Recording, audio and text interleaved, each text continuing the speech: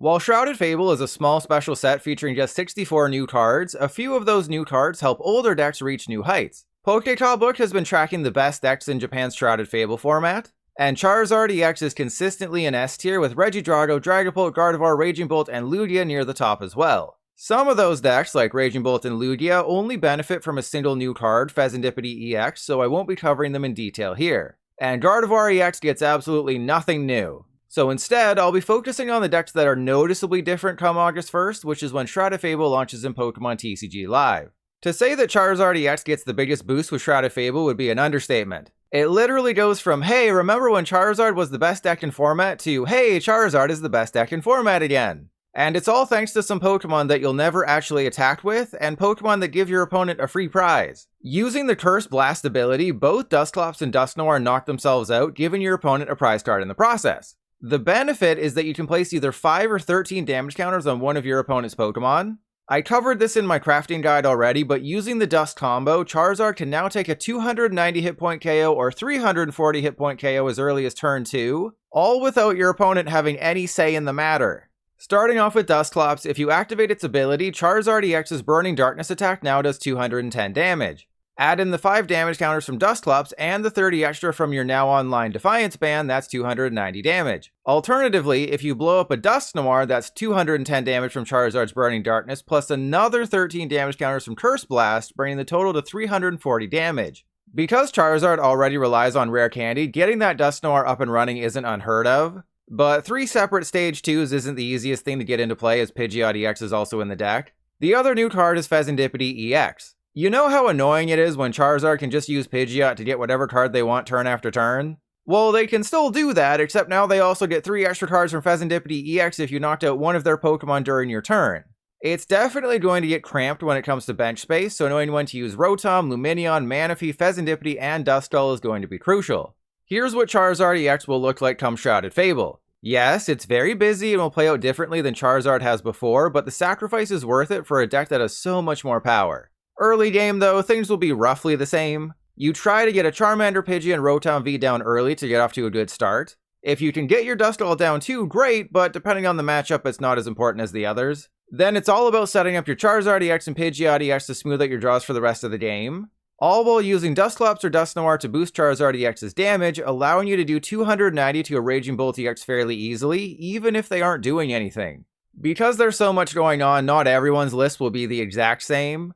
The one I showed you, and the one in the description you can copy and paste into live, plays a 2-1-1 Duskull line because of prizes. But you could very easily go for a 1-1-1 line with a Heavy Ball. That Heavy Ball also helps find a prize Rotom, Manaphy, or Lumineon. Moving to the Ace spec, it's a toss-up. Maximum Belt's probably in 3rd place now because of Dusclops and Dusknoir, with Prime Catcher and Unfair Stamp 1A and 1B. It's pretty much dealer's choice. Do you want another Gust card in your Charizard deck, or do you want item-based card draw that also screws over your opponent? Both are great options that you can't really go wrong with.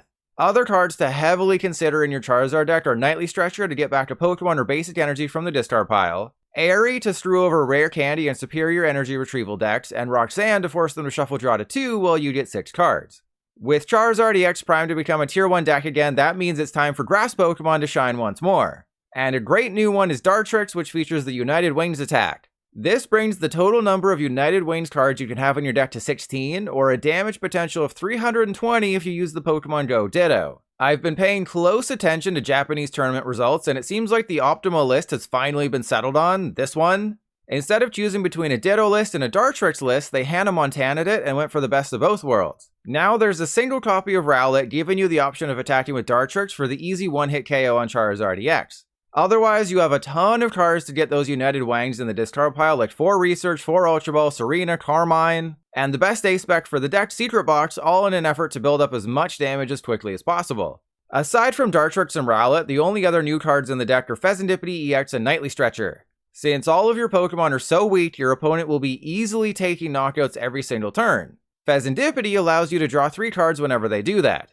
Since Ditto will be your main attacker towards the end of the game, you need a way to get it back into your hand. Nightly Stretcher just lets you go and get one from the discard pile. Unfortunately, the losses of Level Ball and Rescue Carrier with rotation earlier this year loom large when it comes to United Wings. Playing with those Level Balls was a lot more fun than dealing with Great Ball, and Rescue Carrier was essentially a double Nightly Stretcher able to get back 2 Ditto instead of just 1. so you kinda just have to make do with what's available. A couple other things to note with the deck. Thornton is there alongside Collapse Stadium to remove Squawkabilly or Fezandipiti from play if you think your opponent's starting to get antsy and wants to knock them out. Tatsugiri and Rescue Board help you find a supporter turn after turn while also giving you easy retreats into your attacker. And Kyurem boosts the damage you deal to EX and V Pokemon by 30. There's a few other cards you might want to consider for United Wings, chief among them Kyurem. If Lost Box ends up being a heavily played deck come Shrouded Fable, chuck a copy in and laugh as you take 3 prizes against all those Comfey. It's completely useless against decks not running Colress though, so keep that in mind. For additional discard, you can run Liepard, but that takes up 4 to 6 slots in your deck. It's much easier to just throw in a copy or two of Pokestop and watch as all of your energy goes into the discard pile because Pokestop is a lie. You can also spice things up with Nighttime Academy to protect a card from your hand ahead of a research, or Iron Bundle to try and hit a better target from the bench. But unless you're playing a copy of Rabsca, this deck is going to lose super hard to Dragapult. The very first thing you want to do with your Regidrago VStar deck when Shrouded Fable launches is throw in a copy of the new Kyurem. Do that, and you can sit back with your feet in a tub of lotion. Well, personally, I'd advocate for a copy of the new Haxorus as well, but Kyurem is insanely powerful and will be in literally every single Regidrago list once the new set is out.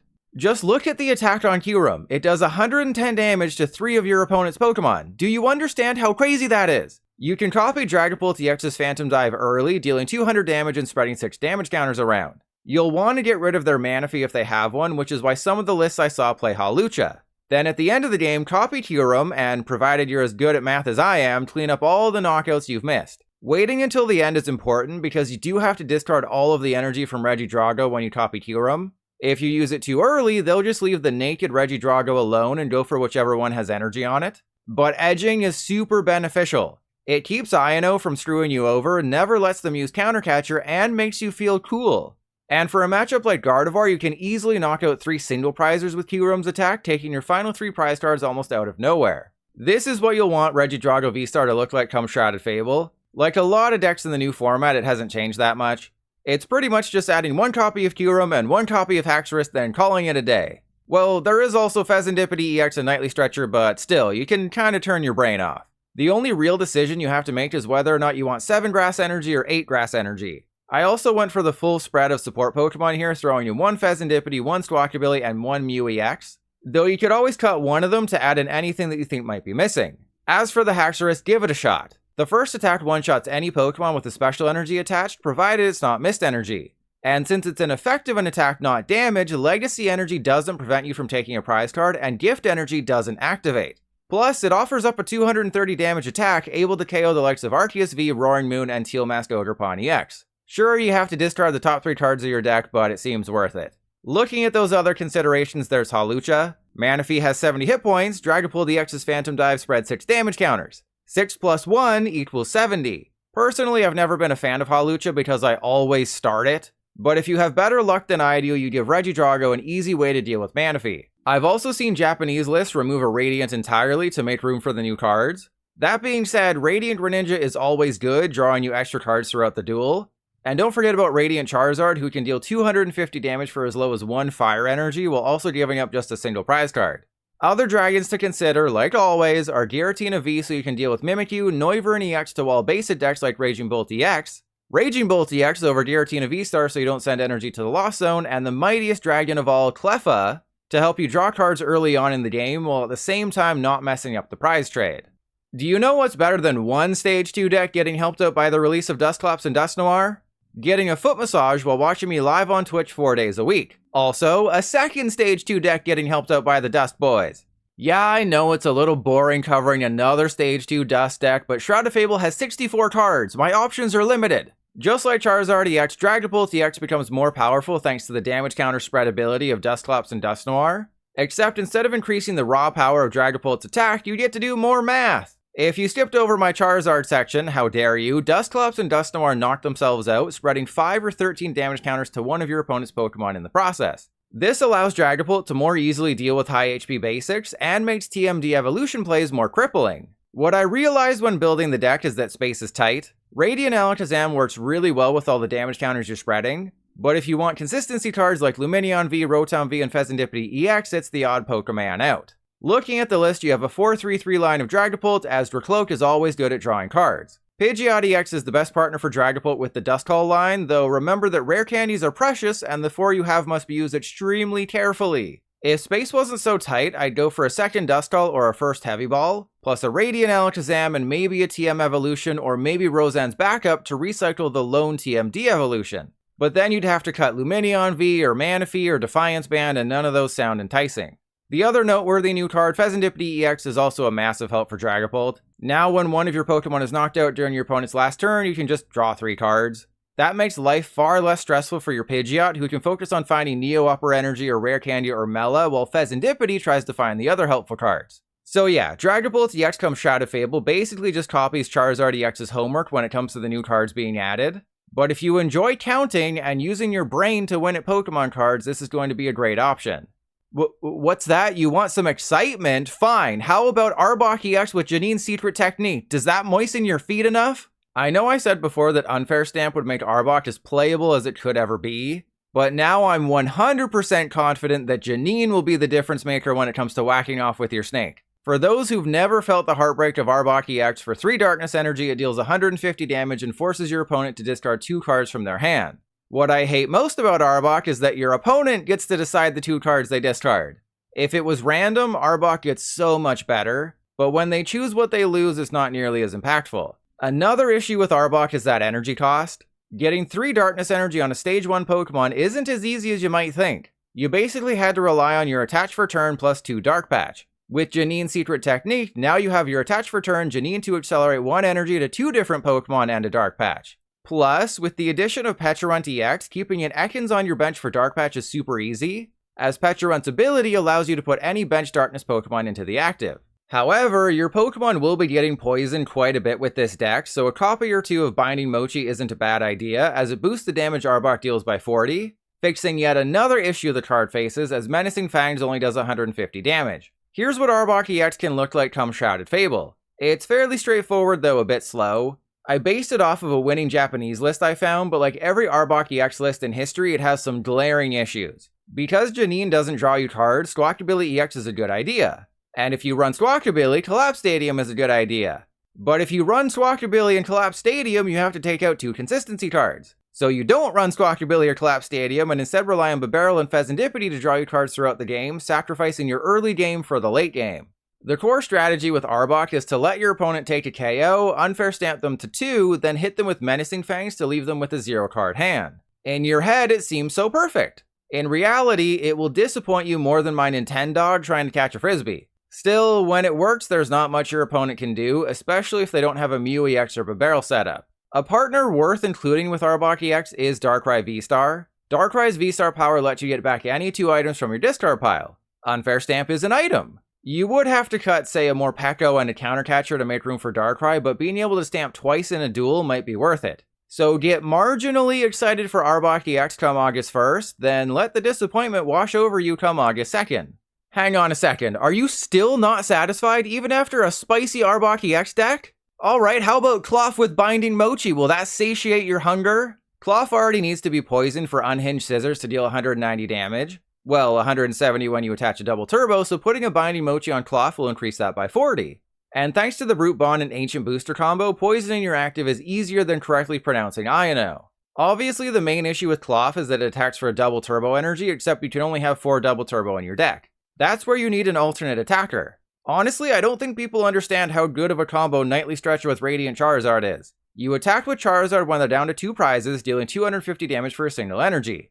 Then you stretcher it back into your hand and deal 250 damage for a single energy again. And you can even run a copy or 2 of Mela to use Radiant Charizard a turn earlier, or to power up a Klawf and use basic energy. This Klawf list from Japan uses Squawkabilly EX early to draw cards and give you a fast start, with the Dunsparce as your late game draw power. Obviously things can go wrong if you don't find that turn 1 double turbo, but why focus on the negatives? For other ideas, you could remove the Dunsparce entirely and rely more on Fezandipiti. The problem with that strategy is you really only want to have the 1-2 prize liability in Squawkabilly, which can easily be bumped by Collapse Stadium. Having Fezandipiti on the field as well just gives your opponent a better target. And where United Wings can hit for more than 300 damage, Klawf is mostly topping out at 210 plus the poison. Colress's Tenacity will be a very important card for Klawf, allowing you to get both an energy and a stadium. So you can grab double Turbo Energy plus Town Store, which gets Ancient Booster, thus activating the Brute Bonnet Poison combo. That lack of card draw from Colress does mean you have to play to Dunsparce, Fezandipiti, or Bibarel though, so keep that in mind should you decide to go off with Klawf.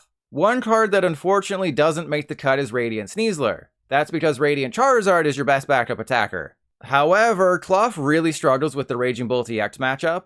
Not only can they run Ancient Booster to prevent poison, but the freaking thing has 240 hit points before tools, putting it out of range of Klawf. So if you're having a lot of trouble with that matchup, change the list to include Sneasler while also throwing in Perilous Jungle. Another late game attacker you could use is Blood Moon Ursaluna EX. Radiant Charizard is stronger and less of a liability, but Ursaluna can attack for free if your opponent's taken 5 prizes. And don't forget that both Ursaluna and Charizard can have Binding Mochi attached, upping their damage to 280 or 290 respectively, with the extra pings from Poison helping out a little bit as well. And those were some of the old decks getting new cards when Shrouded Fable launches on August 1st in PTCGL. You can find lists in the description, and if there's any fun ideas you have for old decks, leave them in the comments below so I can use them on stream and pretend like I came up with them myself.